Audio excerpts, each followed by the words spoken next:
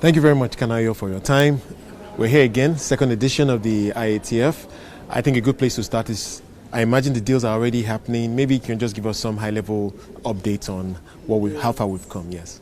Well, in terms of the deals, I think on the first day was quite slow because of the long but very useful opening ceremony. I think as of yesterday, we're probably about $8 billion as of yesterday. There's some useful engagements going on.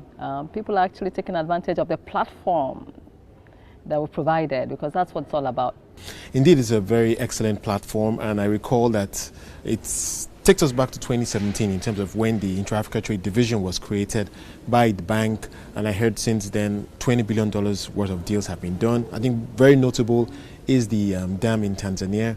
Can you just speak to how significant this has been in terms of the Intra-Africa Trade Initiative beyond just the Intra-Africa Trade Fair? No, you're right. That initiative started with Medium Term's 5th strategic plan. We call it Impact 2021 Africa Transformed. And that strategy puts intra-African trade at the front burner. It's the arrowhead of our strategy to promote intra-African trade, drawing from the political enthusiasm.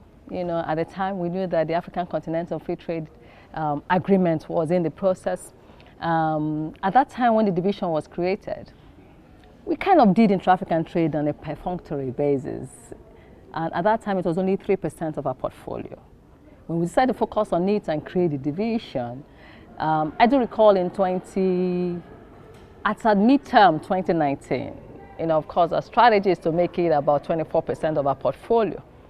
But at midterm of the strategy in 2019, we're already at 30% of our portfolio and growing. You're right. We disbursed in this plan and in 2021, we've disbursed so far on a cumulative basis $20 billion. Coming up from 2022, which is the 6th strategic plan, which is to consolidate and extend. We want to double that to $40 billion on a cumulative, on a revolving basis rather. And that's the plan. How are the partnerships working though? Because as been rightly pointed out earlier at the fair in some of the sessions, multilateral development finance institutions like yourself are unable to be on the ground everywhere. So you certainly have to work with partners on the ground. And through that, you're able to roll out initiatives such as PAPSS, which I think is really exciting. Can you just speak to how those partnerships are going and helping you achieve your goals? No, partnerships are an integral part of our work streams. Because you're right, we're not on ground. There's just so much we can do. Although we do a lot of heavy lifting because we're development finance institutions. We work through partners. In our lending, many times we work with financial institutions. In PAPSS, as you know, we're working with the central banks, the Association of African Central Banks, we're piloting in WAMSI. I just came from a factoring workshop where we are piloting on factoring. Of course, my passion for factoring, where we are working with FCI as a strategic partner.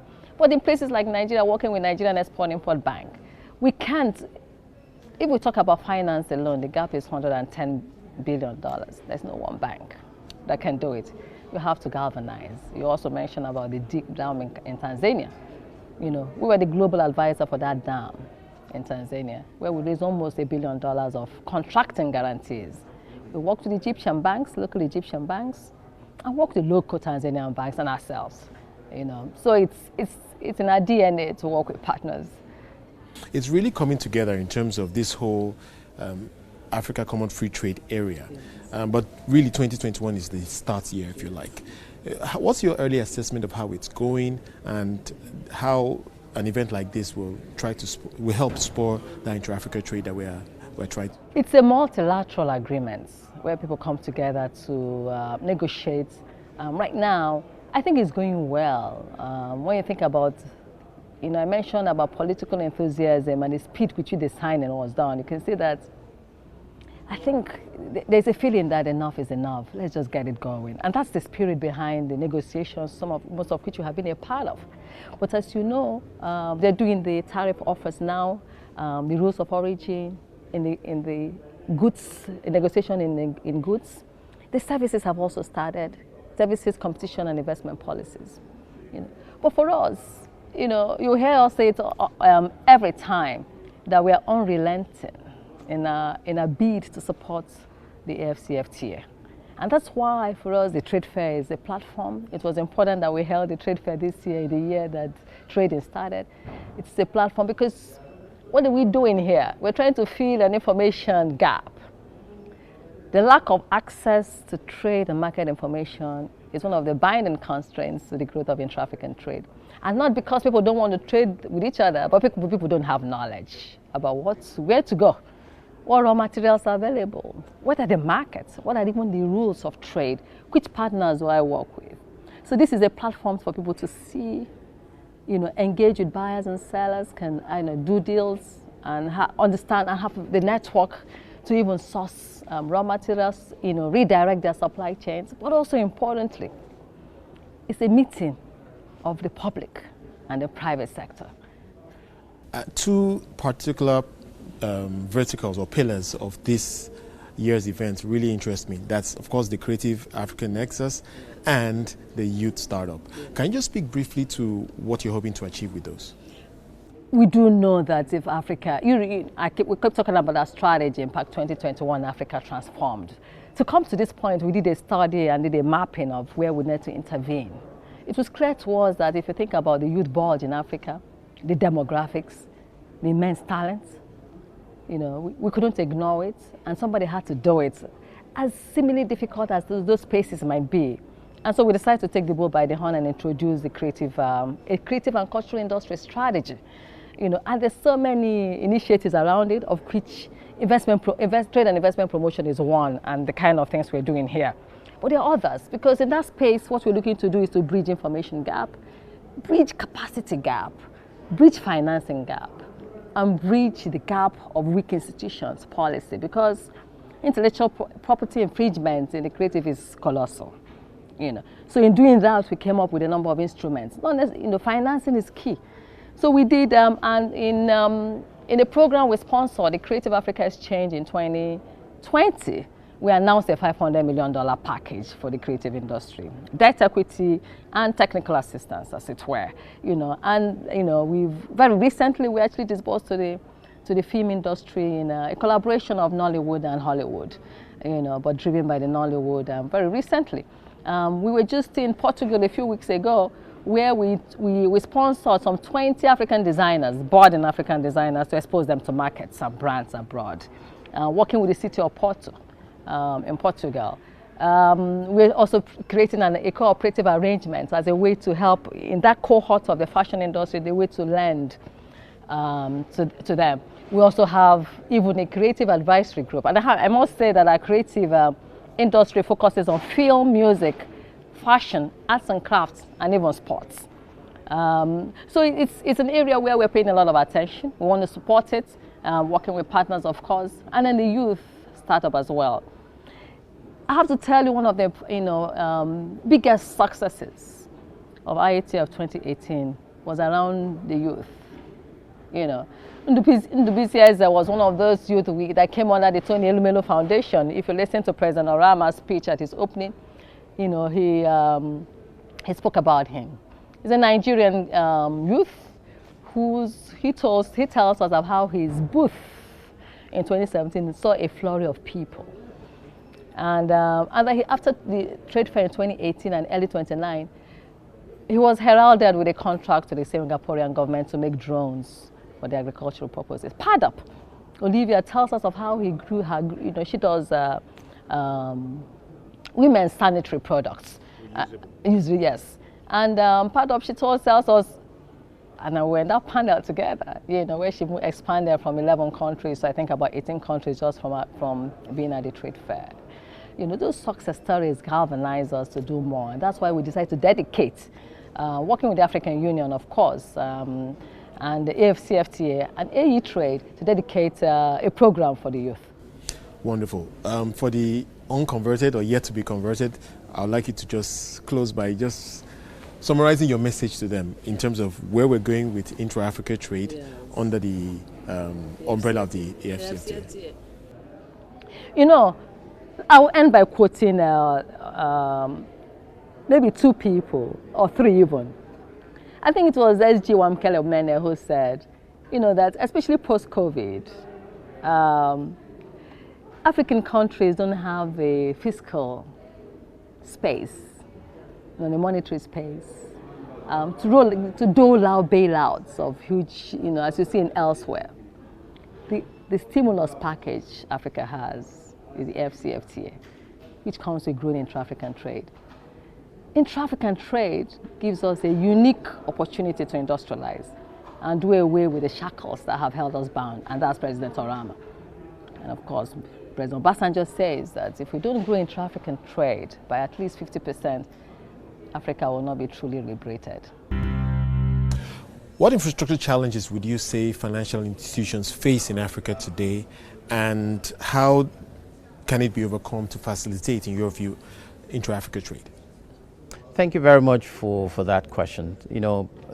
When we talk about infrastructure, what comes to mind is generally the transportation infrastructure, roads, bridges, airports, logistics.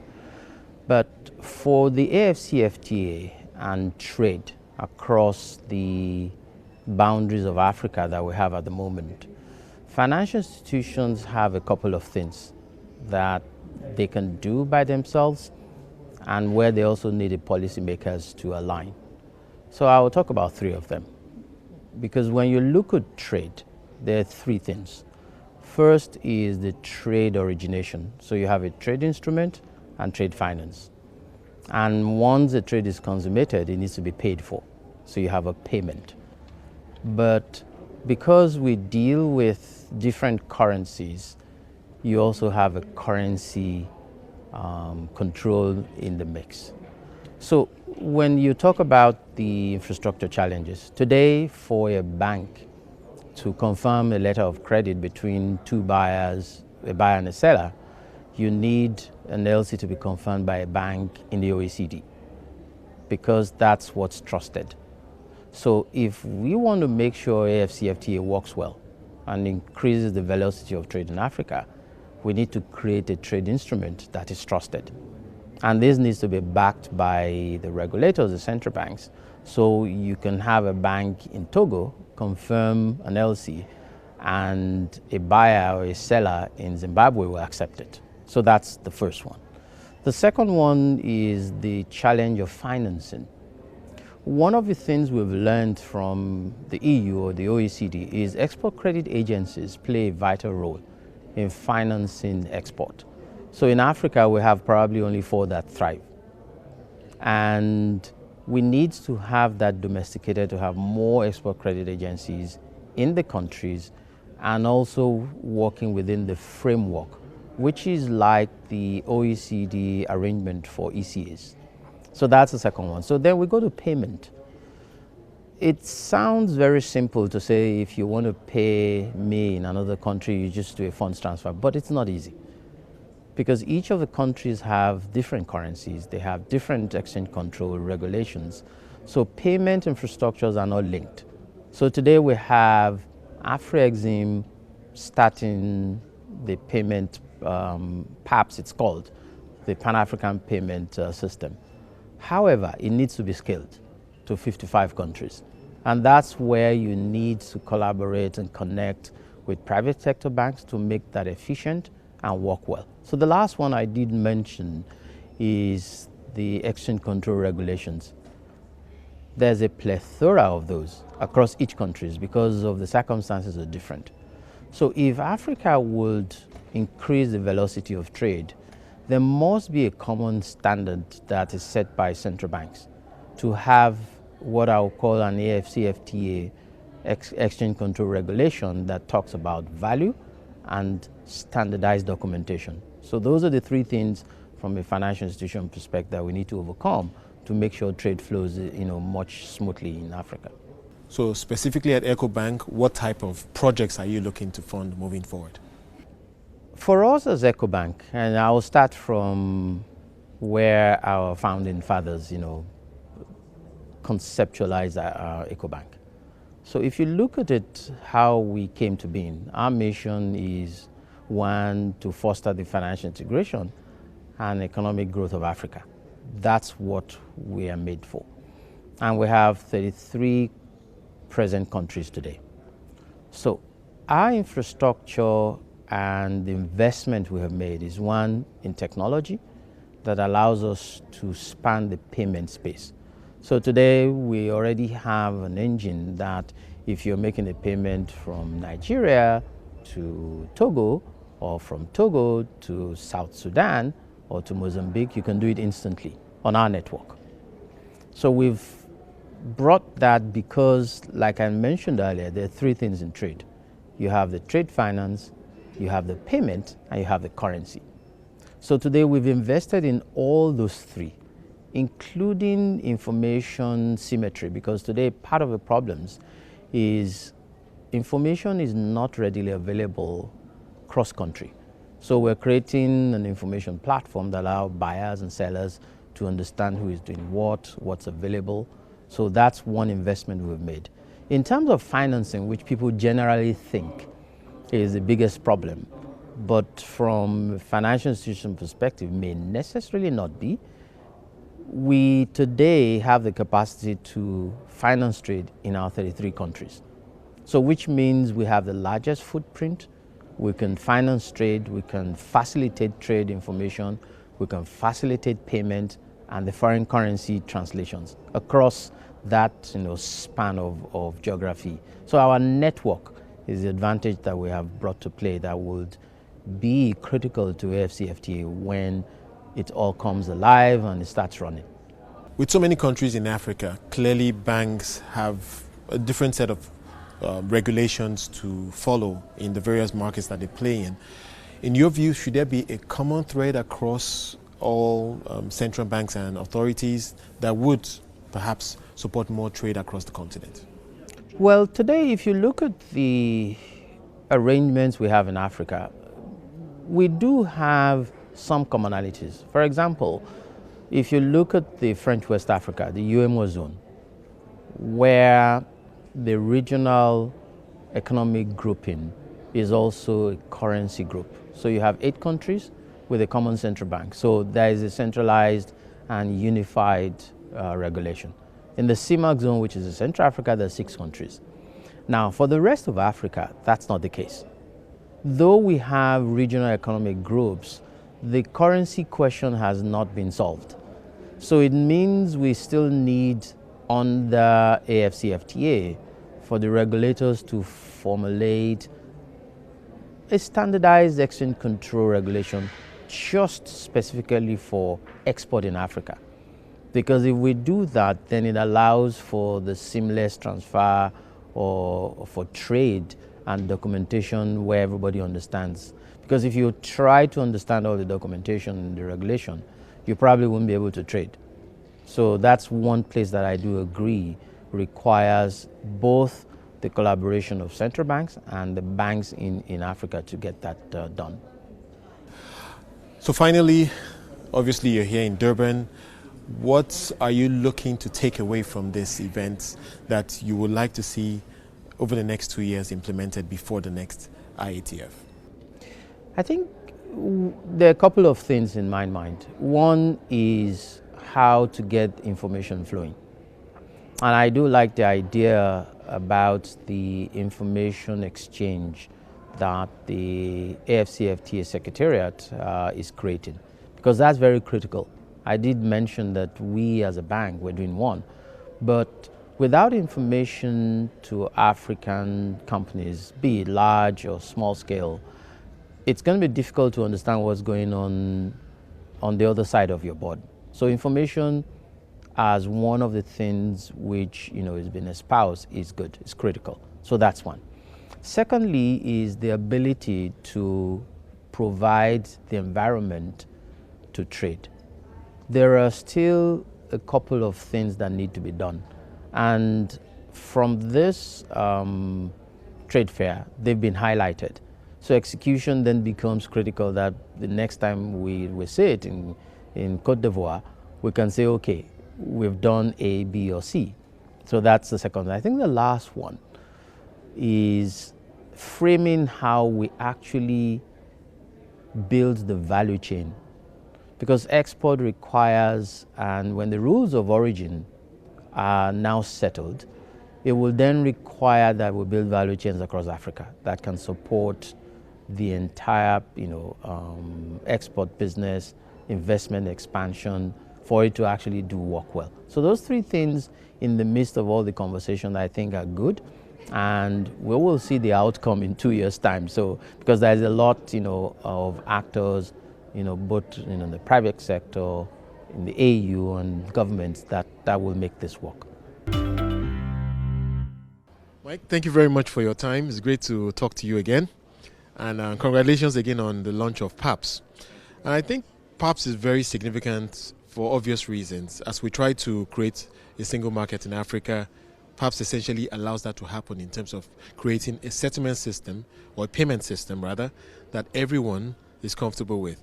If we can just begin by, I know that we are still in the early phases of its launch, but can you begin by just helping us appreciate the industries that potentially this solution is likely to unleash in terms of another level of business? Okay, thank you very much. PAPSS is that one rail that will touch practically everyone's life on the continent, from individuals to businesses to governments. So it's going to be able to support person-to-person payments, business-to-business payments, government-to-government payments, and so on.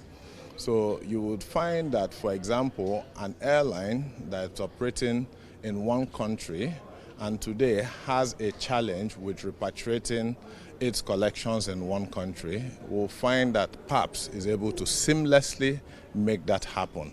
So for example, a large airline maybe from Kenya, Ethiopia, operating in Nigeria, making collections in Nigerian Naira, will find that repatriating their money to their home countries actually becomes easier. They're able to move money from Nigeria in Naira and be able to receive it in their home country in, say, Kenyan shillings or Ethiopian birr. So it's going to touch different industries, and what that does is, once payment is seamless, it will certainly accelerate trade on the continent. That sounds quite exciting, but are there any limits to the types of transactions and indeed the volume of transactions that PAPSS can enable? So are we limited, for example, to say maybe a threshold of $1 million or its equivalent? What potentially are we likely to be working with when this really hits the market? Okay, and that's the beauty about PAPSS. And I take you back to the design principles of PAPSS, where from the outset it became a collaboration between Afrexim, the AFTA Secretariat, the central banks. So key stakeholders came together to define this product, okay, such that it becomes acceptable to each of them in their local jurisdictions. Now, to answer your questions around limits, those are country-specific issues. Now, PAPSS does not void any country-level regulation, so it's the individual central banks that will be able to determine the kinds of qualifying transactions, the kinds of limits that will exist within each of the markets. And also the central banks are involved in determining what the rates are for those transactions in their countries. So the way to look at it is, PAPSS is a big expressway that will support low-value transactions, high-value transactions, okay, all flowing through that same pipe. So depending on what the central bank in each market allows, PAPSS doesn't have any limit as itself, okay, and the central banks are able to determine what limits operate in their markets. So in terms of its launch, can you just give us the next milestone? How soon will this be ubiquitous across Africa? Oh, thank you very much. We've had significant support, especially in West Africa. We've started our pilots in the 6 WAMSI countries, Nigeria, Ghana, Sierra Leone, Gambia, Guinea, and the Gambia. Okay, so those 6 countries today are actually exchanging transactions. Now we plan to do a commercial launch of PAPSS on the 13th of January, early next year. And we now are expanding beyond the West African region. In fact, in a few days or weeks, we'll be announcing some new central banks who have recently joined PAPSS. So we plan to very rapidly expand PAPSS across the continent because the benefits that we are going to derive would require that it's able to support transactions from across Africa. So, but we're already on that journey. We're also looking to collaborate with some of the regional payment systems that already exist. So PAPSS is not looking to replace some of the existing regional payment system, but it's there to enhance and enable them and bring about interoperability. So if you've had, for example, a payment system in the Southern African region or in East African region, PAPSS now, connecting to PAPSS now opens up the rest of Africa to each of those regions. So PAPSS actually is that instrument that will create that single market that we're looking to create.